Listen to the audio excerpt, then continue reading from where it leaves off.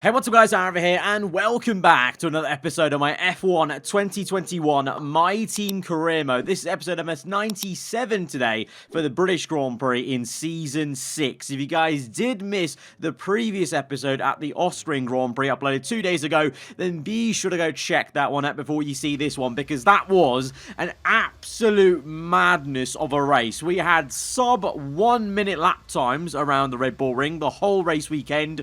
We had 4 wide moments up the hill at the end of Sector 1. We had F1 Battle Royale on the opening lap. We had AI taking me out in qualifying on an outlap. It was an absolute bonkers episode. And in the end of it, spoiler alert, obviously one of the, fan favorites, I guess, from you guys seeing in the comments below was, spoiler alert, Felipe Drogovic winning, the young Brazilian winning the Austrian Grand Prix in a Lotus Renault. What a madness that was. Going into the British Grand Prix, this is now officially the halfway point of the season. So we had to renegotiate our contract with our teammate George Russell. Of course, we're going to re-sign him. There's no reason not to. And he had no reason to not accept. We're giving him a car that can fight for the Drivers' World Championship. And as a team, we're fighting in the Constructors. However, that was not the only new contract being signed this mid-season. Because for whatever reason, we have here in Season 6 a mid-season, silly season driver market madness. Because let me tell you, what I'm about to show you is ridiculous in terms of the changes we have in Formula 1. This alternate universe of F1 that we've created over 6 seasons now in total has just taken an absolute ballistic left turn in a way I did not see coming. And I want to add, unlike, between seasons, on the winter break, where I have told you guys that I've skipped in-game seasons to try and encourage the game to make driver moves, because for whatever reason the game just doesn't want a volatile driver market, so I've had to try and, encourage it a little bit. This, hand on heart, completely has been done by the game. I've not done anything to, make any of these things happen, and so now I'm going to present to you the mid-season driver market madness. And as I have been in these My Team career modes, I will be facilitating whatever happens with these moves into the story that we're writing here 6 seasons deep. So buckle up, get ready, because this is a big next chapter of this story. So let me paint you a picture, guys. The first major move that we're seeing, and the first little domino, is going to be Lance Stroll is no longer at Aston Martin. Dan Ticktum has taken his spot alongside his fellow Brit, Callum Ilott. So they're the 2 new Aston Martin drivers for the remainder of this year. And the reason Lance Stroll is no longer at Aston Martin is because Lawrence Stroll has decided to sell up Shaw's. He sold his stake and ownership of the Aston Martin Formula 1 team, and instead, in a bid to get his son up the grid, he has agreed a complete buyout of the team that is known at the moment currently as Red Bull Porsche. And alongside him is the latest winner in Formula 1, Felipe Drogovic. The Brazilian, having won the Austrian Grand Prix, has caught the eye of Lawrence Stroll as maybe one of the potential next stars in F1 here in this career mode universe. So he's put him alongside his son, who's been bankrolled into a Red Bull seat. So Red Bull all change. Stroll and Drogovic are in. Giovinazzi and Schumacher are out. And this effectively, because they've been completely bought out, may set up this team, that is known currently as Red Bull Porsche, to maybe become a new entity in the following season. Of course, contractually, they're still obliged to be the same team for the remainder of this year, but from next year, all could change. Could the AlphaTauri Honda team at the moment become the de facto Red Bull, singular, the only Red Bull team on the grid. I'm going to leave you waiting and wondering on that one until the end of the season, entering Season 7. Mercedes, they've had enough of Max Verstappen. He's not the same Verstappen we've seen in previous seasons,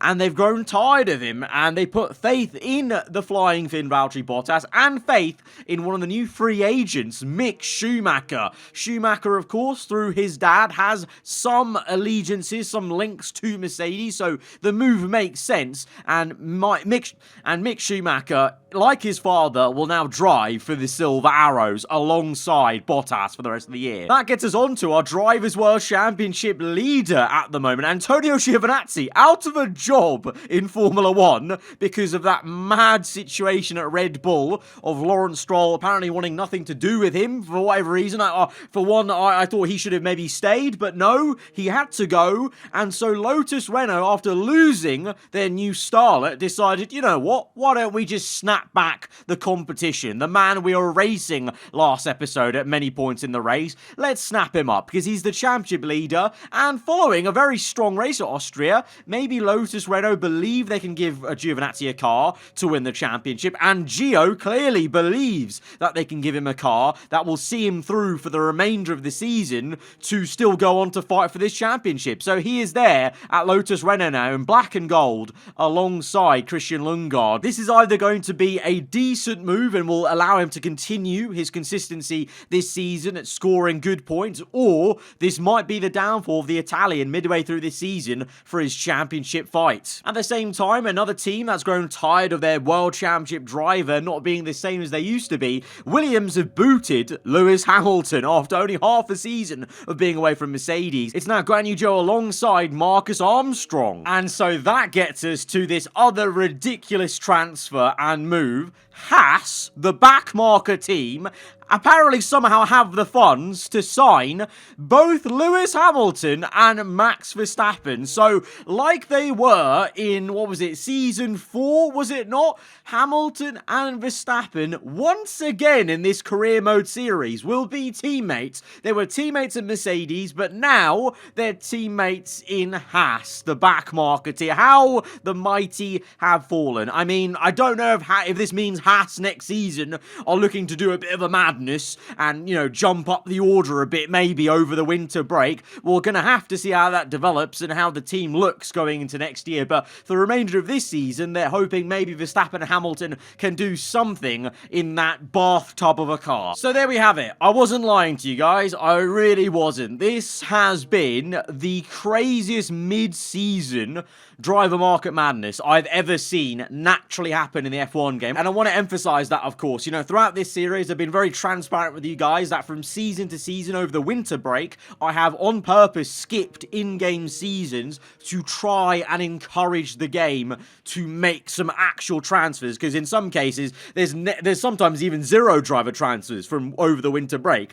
But now, for whatever reason, I don't know, just, acclaim, money, budget and whatnot, maybe just performances of drivers, the game has naturally given us something crazy to behold, and I'm absolutely here for it. So what a storyline this has created for us midway through this season, and what a story this is now going to be for the remainder of this season and then into the next one as that develops. So with all that contractual madness taken care of, we can now actually get on to focusing on the racing for this race weekend, the British Grand Prix, my home race, Russell's home race, the team's home race. So we want to do well, of course. Last season at this Grand Prix, we'd had an engine failure under a safety car, having been fighting for P1. So I'm really hoping we can get revenge for that and go for the win this time around and still get that elusive one race win we're yet to even get this season, which is quite crazy. But yeah, we're here in Q1, and it's just mad to see these transfers. My jaw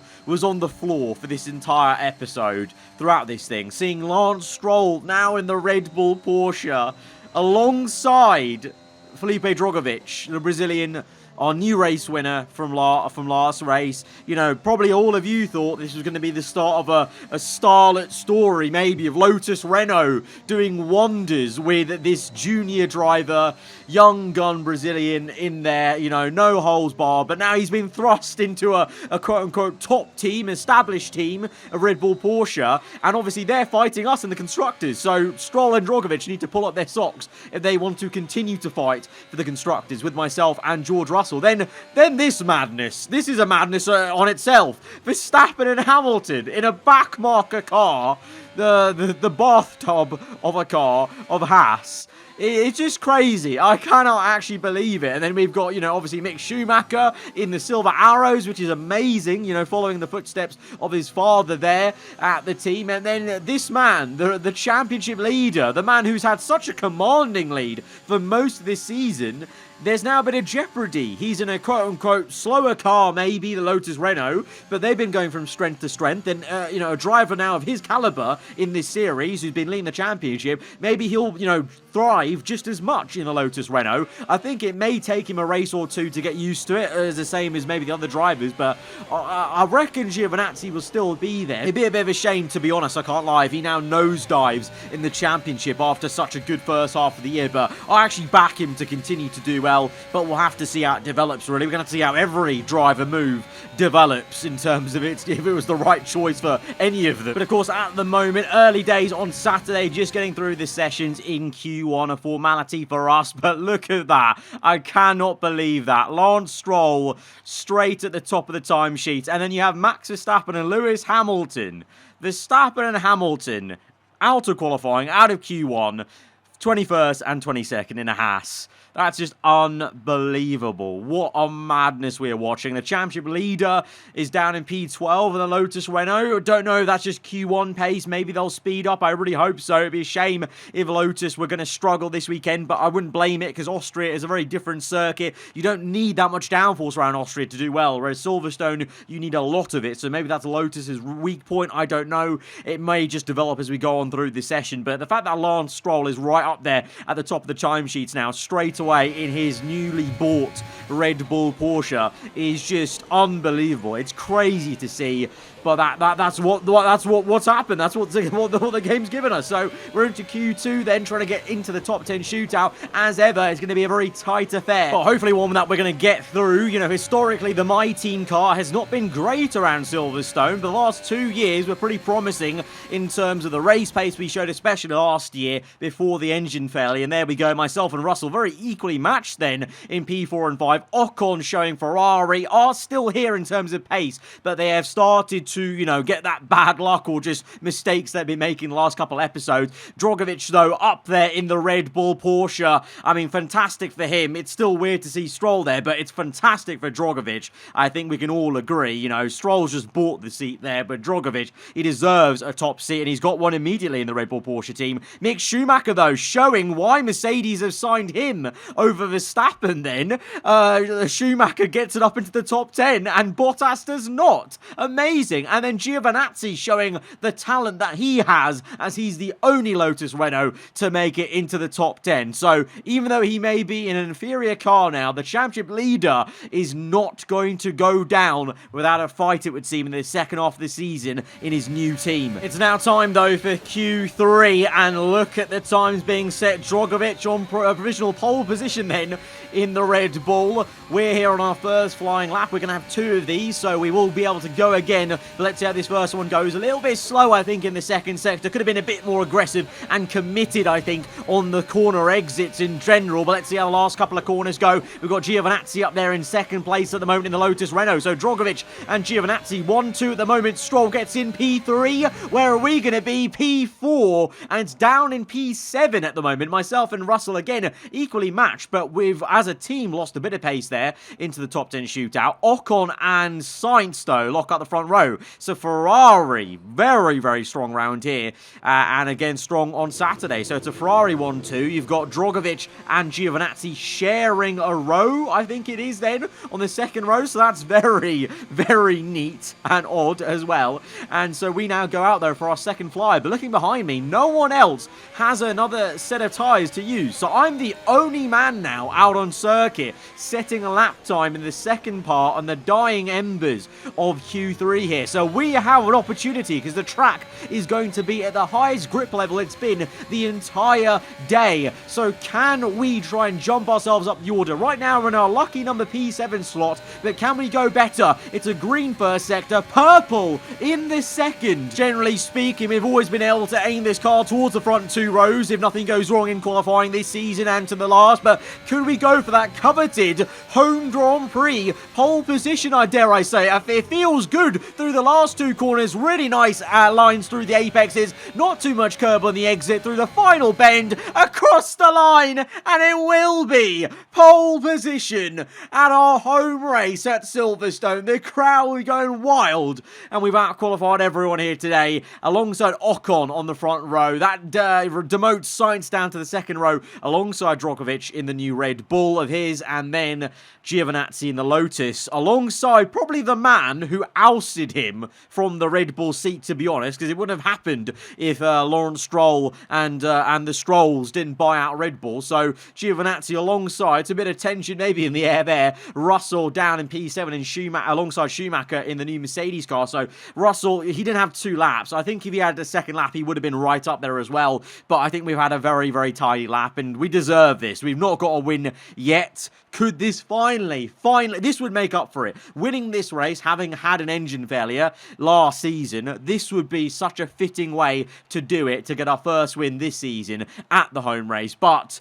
you know, the home race for me, actually, if you look back at previous seasons and historically, a bit of Jenson Button vibes, a bit of a bogey circuit for me in terms of luck in general and race pace. So let's see how it goes. But we've started off on the right foot on pole position. Let's go to the grid. Great Britain, then, one of only 2 countries to have held a Grand Prix in every single year of the Formula One World Championship. And the circuit extends that record further for today's Grand Prix. With good opportunities to overtake at the end of the Wellington and Hangar Straights, there's a lot of potential for close action around the 3.6 miles of the Silverstone circuit. With 18 corners and average lap speeds of around 145 miles per hour, it's also one of the longest and quickest circuits on the calendar. It's just about time to go to the track for the beginning of the race, but before we do, Anthony Davidson, what types of strategy do you think we can expect for today's event? Well, there's a lot that both the driver and the team have to keep in mind when going into a race. The tyres, fuel, energy recovery systems, the list goes on and on. But I think the key to today's victory will come down to the pit stop strategy. Come in too soon and you might find yourself needing more than one stop. Too late and you're putting yourself at a disadvantage by spending longer on worn tyres. It's time to take a look at our starting grid for today's race. It's the owner-driver in pole position then, and it's Esteban Ocon in P2. Considering the rest of the grid, we have Sainz, Drogovic, Antonio Giovinazzi and Stroll, Russell, Mick Schumacher, Norris and Charles Leclerc, Gasly, Bottas, Christian Lundgaard and Tsunoda, Joe, Matsushita, Jack Aitken and Daniel Ticktum, Ireland, Armstrong, Hamilton and Max Verstappen completes the grid. And with lights out just moments away, it's time to go down to the track.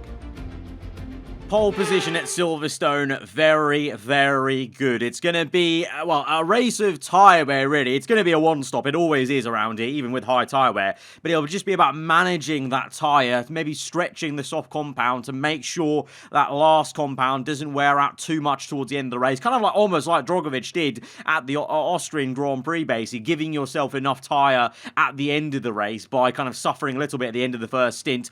We're on pole. There's only one job to do. Try and win this Grand Prix. Let's get into it as we go to 5 red lights to the British GP here at Silverstone. Lights are out and we're underway. We're going to cut to the right-hand side to try and block off the Ferrari of Ocon, then switch back to the racing line. We enter turn 1 in P1. Ocon second place. Drogovic up into third. The Red Bull has overtaken one of the Ferrari cars, and now you've got Lawrence Stroll side by side with Carlos Sainz. Ocon is a little bit wide there. Yes, he makes a mistake, and Drogovic then, in his new team, in Red Bull Porsche, is up into second place. Ocon with a costly error, down to P4. Sainz now up into third. Now you've got Stroll trying to overtake the Frenchman. Meanwhile, Giovinazzi in the Lotus Renault now, going round the outside of Mick Schumacher in the Silver Arrow. Russell's still down in P8, then he's lost a position then, as he's had a tough lap one. Meanwhile, Drogovic has pulled away from Carlos Sainz and is pressurising us, and we're slow through Cops, and the Brazilian may go for a move, and Maggots Beckett's not quite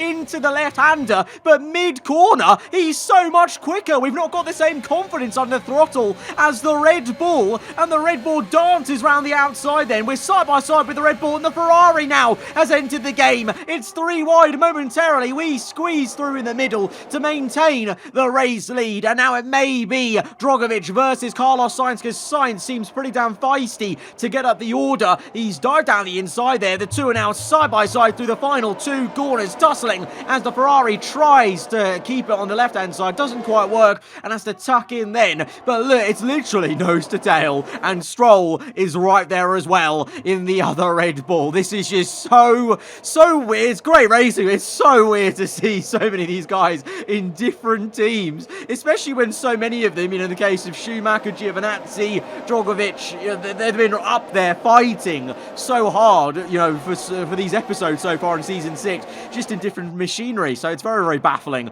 Russell in P8, still looking in the back of the Lotus Renault of Gio, as those guys are finding it tough to make any kind of inroads. And then, meanwhile, at the back, by the way, you've got Verstappen and Hamilton just chilling in P21 and 22. But later that lap, they actually start to fight then. So this is Verstappen versus Hamilton, side by side. Verstappen diving down the inside, Hamilton on the inside there. He comes back at him. And so the Brit and Dutchman are wheel to wheel in Haas F1 cars at the back of the grid on lap 3. They're fighting for the literal wooden spoon, and they're having a really good go at it. Look at this. This is going on for half a lap. They bang tyres. Verstappen on the inside, Hamilton the outside there trying to keep it through. Will he do it? I think he might just get squeezed out. Yes, he will. Verstappen up into P21. Absolutely insane. But back to the action right at the front of the grid, and now there's a scrap for P2 as Drogovic has to defend from Sainz attacking him with DRS, the two side by side. And actually, the Red Bull really forced them out so wide there.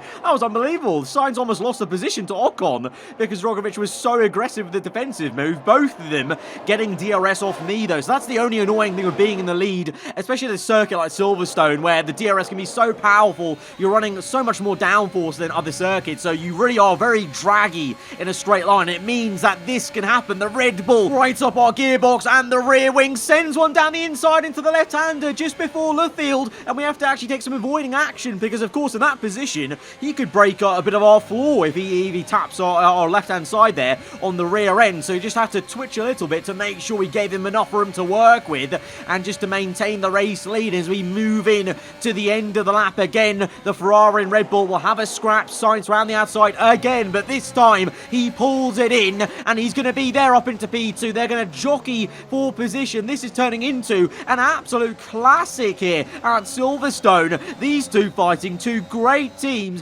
one emerging star, one current star of Formula 1, and Ocon might get in the middle as well. Ooh, just about has to back out of that, but he nearly made it 3 abreast into turn 1, which would definitely have ended in calamity, so I'm happy for his sake that he backed out of that. Meanwhile, Giovinazzi staring at the back of the Silver Arrow. They're so bunched up now, actually, from Ocon down to Russell, only, separated by, what's that, like 1.5 seconds. So this is so tight, but because everyone's got DRS, it's almost like an F1 esports race. I've said this before at Silverstone, especially for some reason, that there seems to be that, just DRS train effect that you get in F1 esports, and it's only at Silverstone, strongly versus other circuits where we've seen plenty of just lap after lap overtakes, but at Silverstone proving a little bit difficult. Our pit stop window's now open for the one and only pit stop onto the set of medium tyres, but looking at our front left tyre, you can see that graining and wear line, even on the right tyre as well, so the front tyres are really screaming out.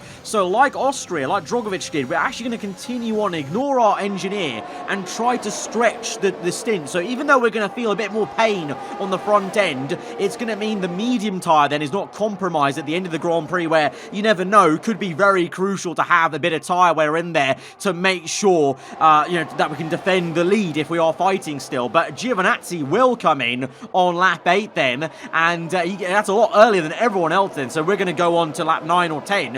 Giovinazzi pit in on lap 8 onto 9 for a set of mediums there, and eventually on lap 10, like I said, we will finally come in, lock up. As we locked up there, you saw the tyre on the left-hand side. It was so worn, but yet Drogovic continues on for another lap. So it's not just a Lotus Renault thing. It may have just been him as a driver, Drogovic. He's just a bit of a tyre whisperer, maybe, as he continues on to go on. But to be fair, Sainz and Russell also continue on themselves. So they're trying to eke out the soft compound to give themselves more tyre at the end of this race on the mediums. We've gone in now because my tyre, literally on the right-hand side, the heads-up display was red and was in the puncher region. So I thought, getting kind of flashbacks from the Canadian Grand Prix, don't fancy a puncher, so we'll come in now and hopefully in clean air, which we will be in, we'll be able to just maintain the race lead once everyone else makes their pit stops. But Stroll's out, Schumacher, Norris, Ocon, and there is Giovinazzi. So although he made an earlier pit stop, the undercut has not worked for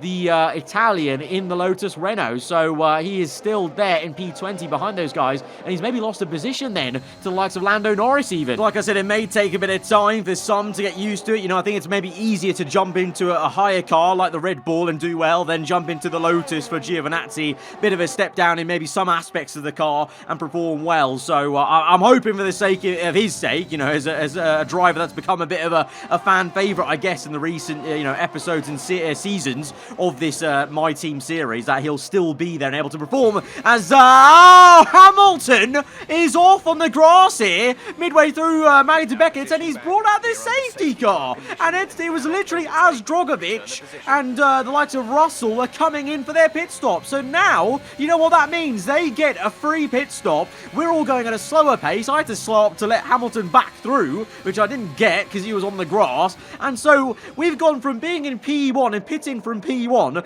to coming out now in P8 under a safety car, with Marcus Armstrong yet to pit in this Grand Prix, so he's not really going to be there. So it's Drogovic then who will be in the race lead, you would say, swiftly once the safety car comes in, because everyone else behind him have pit, including him obviously. Drogovic, Russell, Sainz, Gasly, Bottas, Guan Yu Zhou, and then it's me. A long way back from P1 now, so we've got it all to... It's never easy. It's never easy at the home Grand Prix, is it? We got pole position. It was looking great in the first stint, and then of course F1 gods have to throw in a little bit of a spanner to make life difficult. So now, if we want the race win, we're going to have to work a little bit harder than we may have done before. So now we're here on the safety car restart, lap 13 onto 14, looking to make, well, 7 overtakes ahead of us to get back into this race lead if we can. Into turn 1, Guan Yu Zhou a bit slow. We can sense an overtake now on the inside into Village. Easy does it. Slow down the car,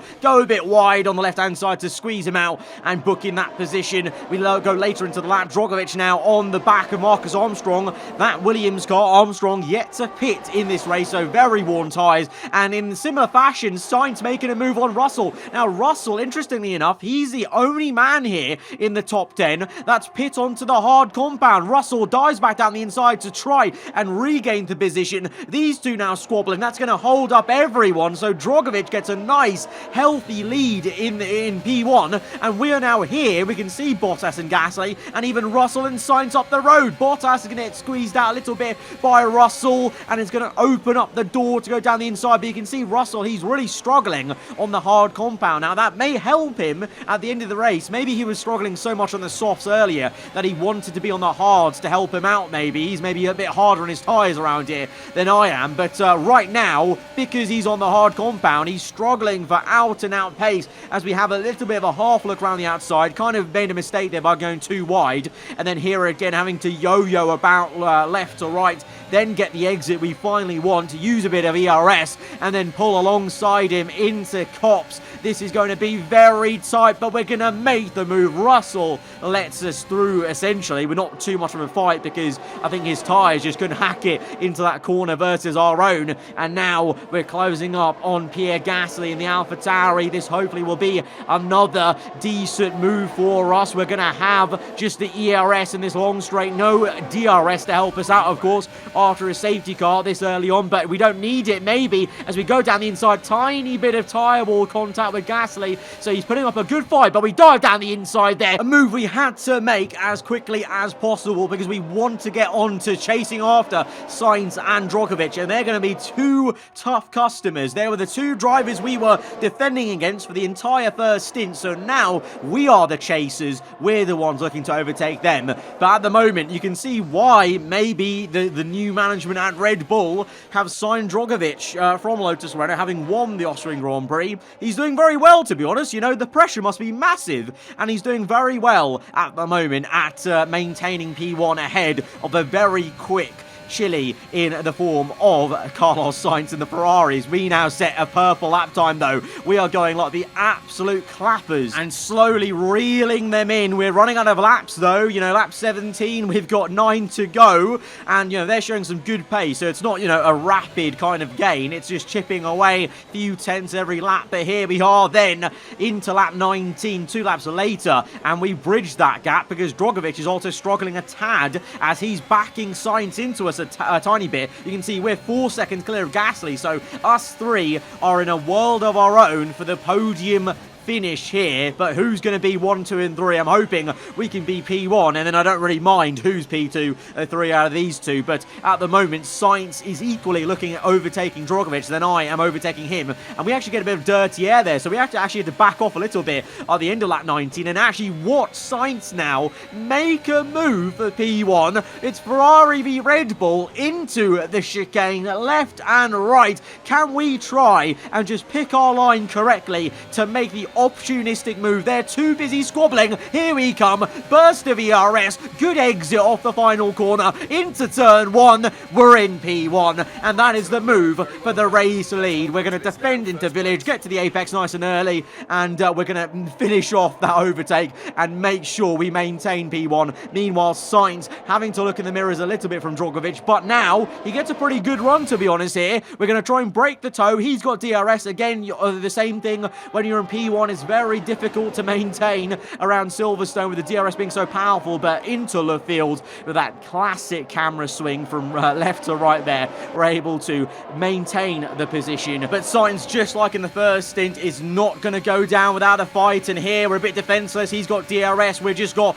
ERS to deploy all the way down this straight, late on the brakes, and then get to the apex first, and we're going to look behind and see the Ferrari not able to make the overtake, as now we have a second safety car, though, late on in the day on lap 22.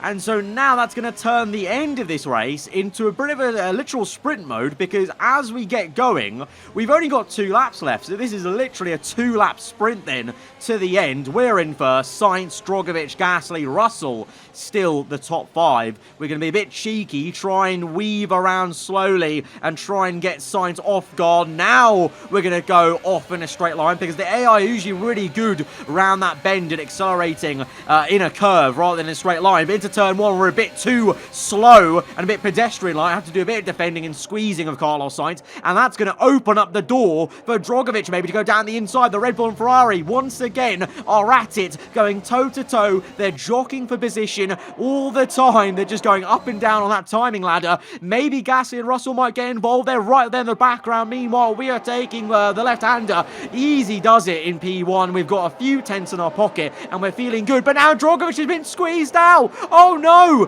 The Brazilian at the dying stages may have made a crucial error, and Gasly in the AlphaTauri is up into P3. So that's going to be, well, that's quite interesting. That's quite awkward. We've got maybe the future proper Red Bull outfit from next season overtaking the current Red Bull outfit there in P4 to P3. Russell still hanging on with those hard tyres in P5. Maybe they might help him last minute on the last lap. I don't know. But as we swing through to the last lap of the Grand Prix, in in the last sector. We are in P1. Sainz, Gasly, Drogovic in P4, sadly off the podium for his debut race in Red Bull. Russell, a decent P5 considering the lack of pace he's had. Lundgaard and then Giovinazzi. So Giovinazzi and Lundgaard both have made some great moves today. And Gio, it's a solid P7 just to get some good points and limit the damage. But we are here across the line in P1. Great work, guys. Great work all weekend. Thank you, guys. Thank you so much. We've won our home Grand Prix. Finally, it's redemption for last season with that engine failure. And it's our first ever win in Season 6. It's our first win. Finally broken the duck. Plenty of action here at Silverstone. It was a memorable race, and what an impressive victory. Talk to me, Ants. What was it that set them apart from the competition today?